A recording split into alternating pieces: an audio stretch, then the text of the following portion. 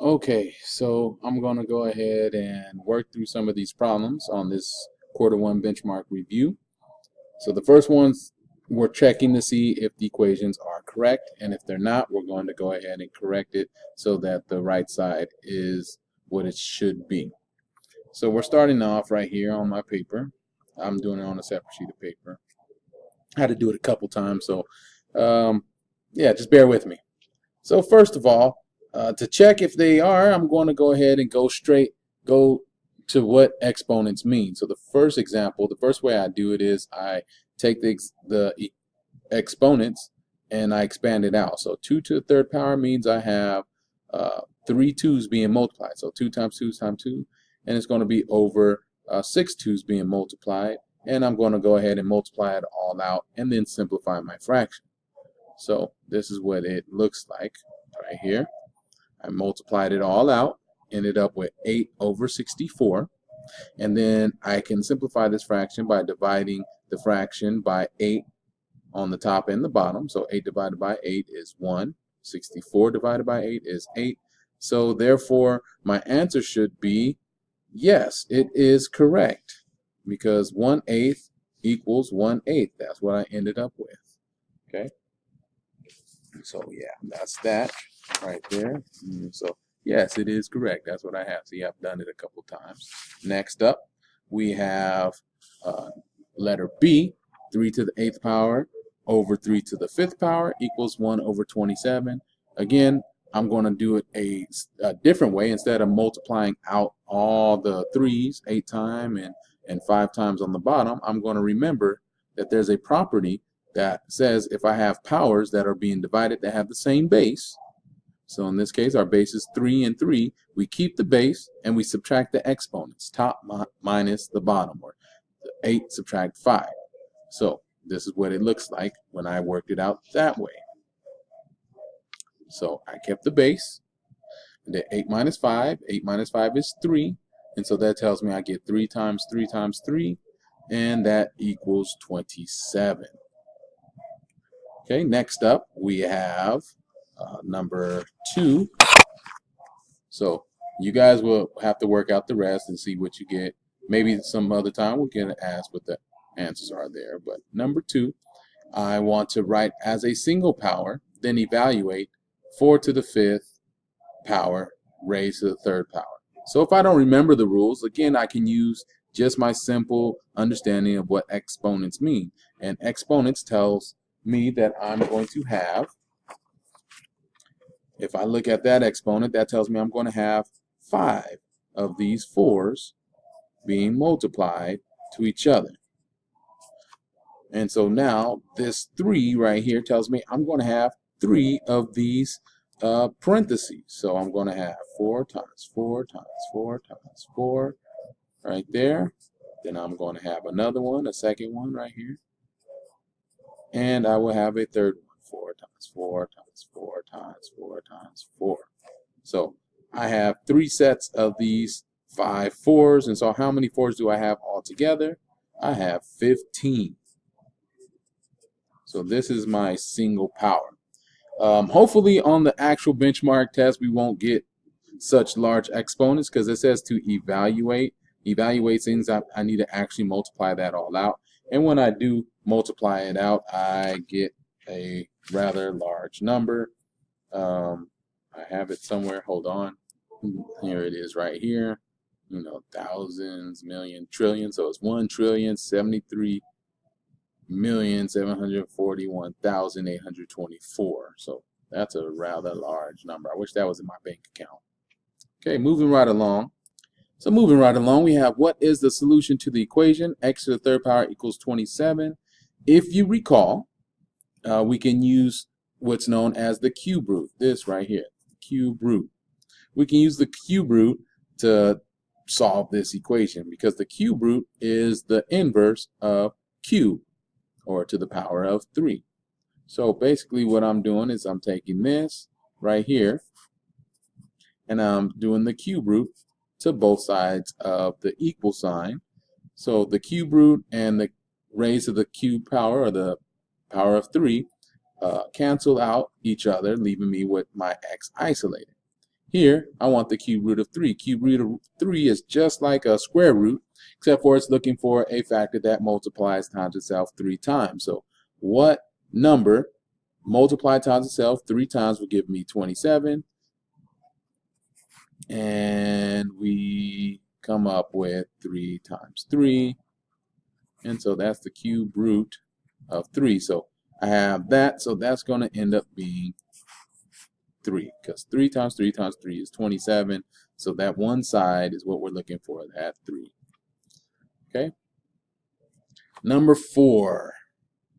You have this already. Here's the idea. It says, which of the following are rational numbers? Select 3 that apply. So out of these 6, only 3 of them are rational. And when we're talking about square roots, we're looking for perfect square numbers. So that means the numbers that when we have a factor that's times itself, like here on square root of 49, that is 7 times 7. So that makes 49 one of those perfect square numbers, and it creates a square. If you go 7 times, it's a 7 by 7 square. So one of the sides of the squares would be 7. That's what a square root is looking for. What's the side of a square that has an area of 49? Okay, remember pi, or the word pi, is about 3.14, but it is irrational. Okay, so that's something that you have to remember. So hopefully over here you look for your perfect square numbers.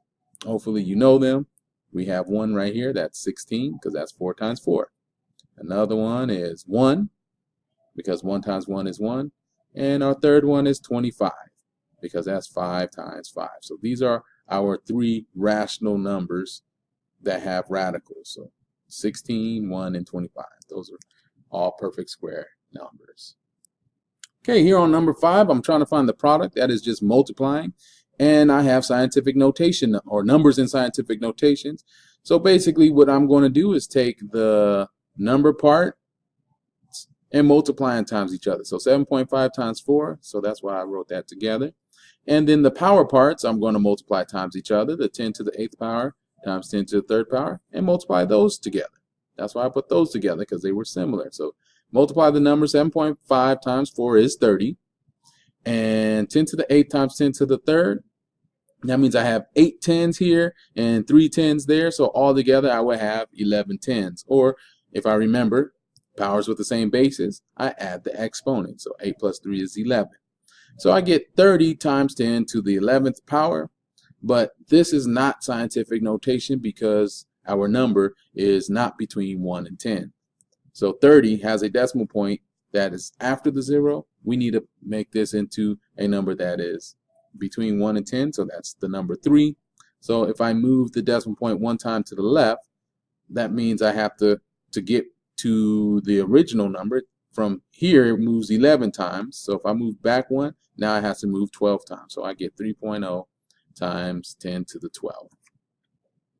Okay, number 6, it says enter the missing value. So here, if we recall, it's just the opposite of what we did on number 3. Okay, number 3, we had the number that was underneath the radical, and it equals 3. This time we have 7 outside here. So what does that mean? Well, to find out what number that is, we would have to do to the power of 3. So 7 to the power of 3 will be 7 times 7 times 7, which is 49 times 7, which will give me what? 28 plus 6 is what? 34?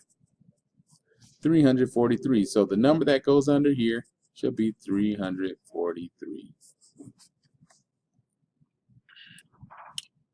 Here is our word problem. Yay! Everybody loves word problems, right? So the strategy is pick out what's important. So hopefully you read this and then highlight or circle things that are important. So go ahead and do that.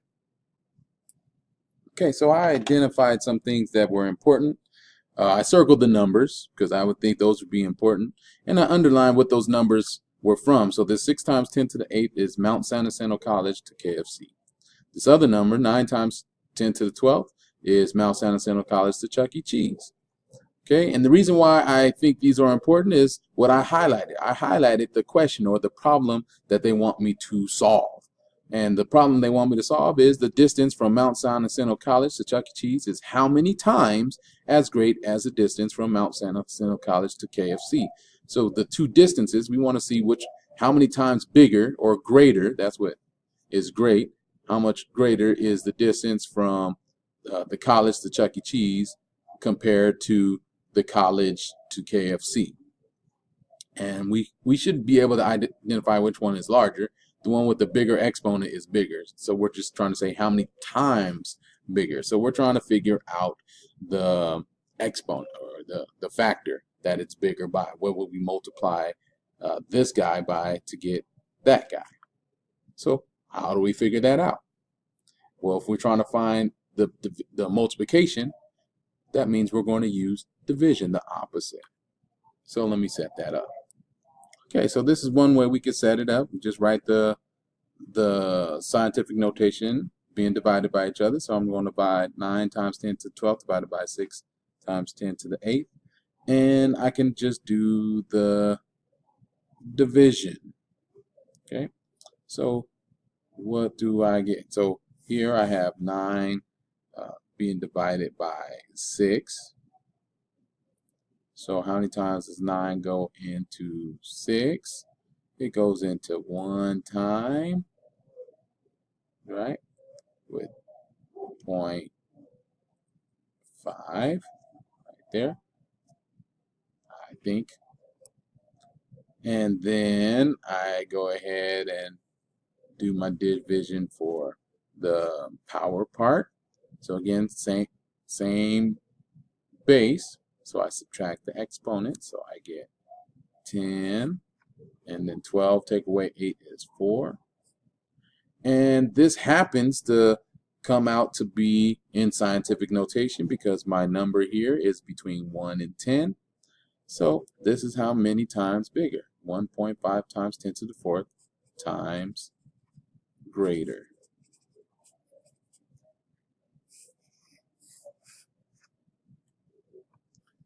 Okay, so in number 8, there are 1, 2, 3, 4, 5, 6 different equations using subtraction. Yeah, all subtraction. That's what it is. All of them are subtraction, but we're subtracting standard form and scientific notation. So what you're going to do is you can decide. Either change both of them into scientific notation or change both of them into standard form. Do the subtraction and see if it comes out to the number they said. Kind of like the first problems we did on number 1. So what I do, I just change them both into standard form, and I do my subtraction and see does it work. So I did this over here for number 8 right here. So I changed the 2.7 times 10 to the 6. So all I did was move the decimal point 6 times to the right, and it gave me 2,700,000. So I subtracted that from 69 million. So I get 66,300,000.